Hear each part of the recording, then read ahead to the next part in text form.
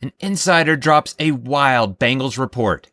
The standoff between the Bengals front office and Shemar Stewart continues, but one insider believes he knows how it's all going to end. We're going to share his thoughts and what he predicts and what this means for the Bengals coming up on this drama that continues to build in this offseason. Welcome to the jungle. This is Isaac Coffman with Bengals Digest. Happy to see you and so glad to be a part of this community. We are now at 2,000 subscribers. We appreciate each one of you. But if you are not already subscribed, you are a part of the 76% that are watching this video now and not subscribed. If you could smash that now, you'll be all up to date on Bengals news as they drops. We again appreciate each one of you. We are 1 week out from training camp and want to hear your thoughts as we approach this exciting training camp. A lot of players that we're going to keep an eye on. Unfortunately, one is not going to be Shemar Stewart at this moment, threatening to not be at training camp, threatening to sit out because of the wording in his contract. We've heard this dominate the headlines along with Trey Hendrickson. Between the two of them, they could have been what was looking to be the two starters for defensive end. Although Shemar Stewart is a first-round pick, there's a lot of high hopes with him.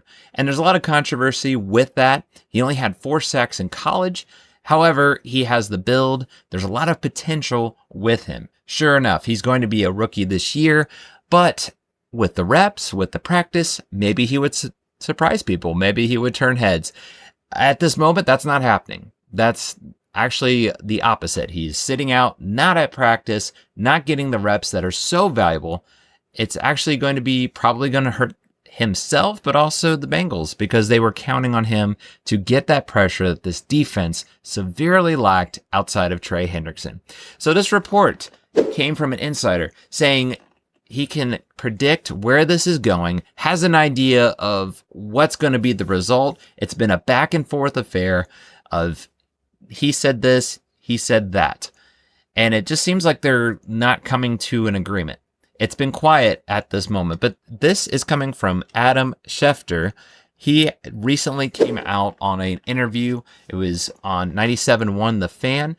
He said, I think he's dug in on the language. He doesn't want to be the first one and be made an example of. The Bengals haven't had this language before. Other teams have had it, but the Bengals haven't. And he doesn't want to be the guy. He seems unwilling to budge. So yes, this contract has been all about the wording of if some kind of actions, if there was some kind of drug test fail. It's not all 100%, but something in that language is saying that he would not be entitled to future guarantees. That's what this whole holdup is about. There's something in that wording that if it comes out that maybe it's the conduct or, again, something that's against the rules, they could void all future guarantees. Again, I don't have all the details to really look at and see what is it exactly.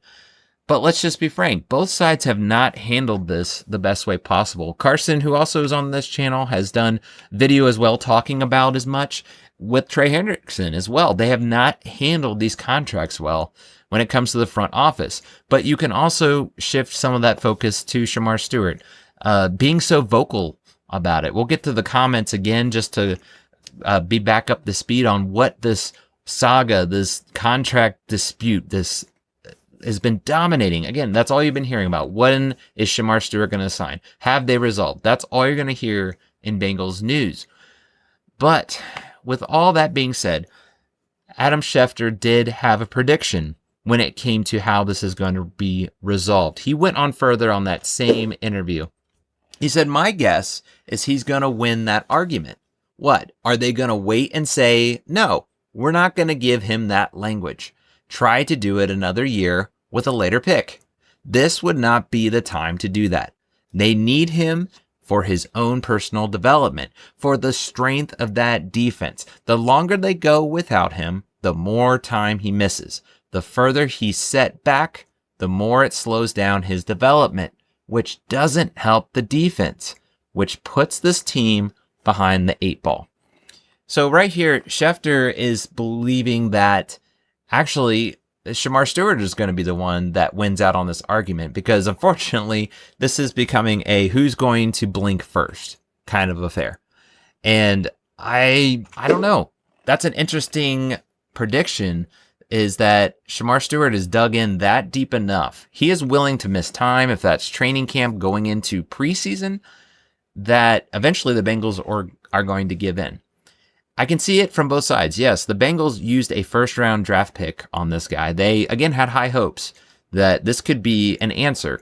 Again, this is his rookie season, but with time maybe developing during the season, he could start to produce for them, what they have been lacking severely. But at the same time, I don't know. It seems like the ball is really in Shemar Stewart's court. He is the one that needs to go out there and prove it. Going back to his college days, he only has 4 sacks. I get the knock on him, but I also see his upside. I get why he's digging in and feeling like I'm worth not having this kind of wording, not voiding the contract. I believe that just what past players have got. I understand that, but the sitting out is only damaging himself. I really feel like Duke Tobin and this front office, ones that are over this contract, this isn't anything different from other teams. They've actually confirmed other teams in the league. There might be some slight tweaks, but the similar language is there. This is just getting so much publicity because, yes, Shemar Stewart is a first-round draft pick, and he's sitting out. He's supposed to be out there getting reps and proving people wrong, because when he was first drafted, there was a lot of doubters. Why would the Bengals go after a guy with only 4 sacks? They need somebody that's going to have a lot of sacks. They need someone to pair with Trey Hendrickson. That's all you kept hearing on draft day. So really, this is coming back to Stewart in my mind. It's just an interesting take coming from Shefter that he believes really Stewart is going to be the one that comes out on top. The Bengals are going to give in and decide maybe to do it next year, as he says. Maybe start with a later pick. I don't think that's unwise. I honestly think they should have done that to begin with, maybe even years ago. Why of all years now, when you've already got a contract situation with Trey Hendrickson, who is your best lineman? This was supposed to be almost a security blanket that if Hendrickson contract wasn't ready to go, you'd have this guy. It's just you shake your head about it. And going back to, again, this is the comments that came from Stewart about a month ago. This was going back to minicamp. He said, in my case, I'm 100% right. I'm not asking for nothing, y'all. Bengals front office, never done before. But in y'all case, y'all just want to win an argument instead of winning more games, in my opinion.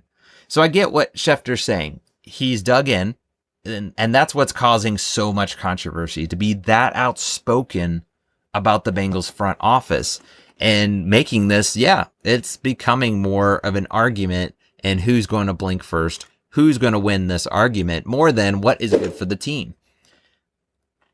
Again, it remains to be seen. I don't know if I agree with Shefter. I think that if it comes down to training camp, preseason, things are going to heat up, because that is going to be where Stewart realizes, I need to be out there. I need to be getting the reps. It remains to be seen. Maybe he will show up, but just like he did at minicamp, just be observing from the sidelines. A lot of question marks going into this, but I don't know. I just see it being more Stewart, and the Bengals will come to an agreement. Maybe, again, the contract, the wording is fixed to his favor, that he is more agreeable to. I believe that the Bengals and their history are not just going to give in very suddenly, though. It's going to take some time before that happens. But we want to hear from you guys. What do you think? Do you think that when it comes to this argument, this debate on the wording, do you think it's more on Stewart? Do you think it's more on the Bengals front office to get this thing figured out, to get it resolved, so that everything is going to be going smoother than it has been anyway in training camp and leading up to preseason and beyond? We want to hear from you. Comment below what you think of this whole saga that's been going on. And again, if you have not already, make sure you're subscribed by smashing that subscribe button. So that's going to do it for now, guys. As we say, Uday.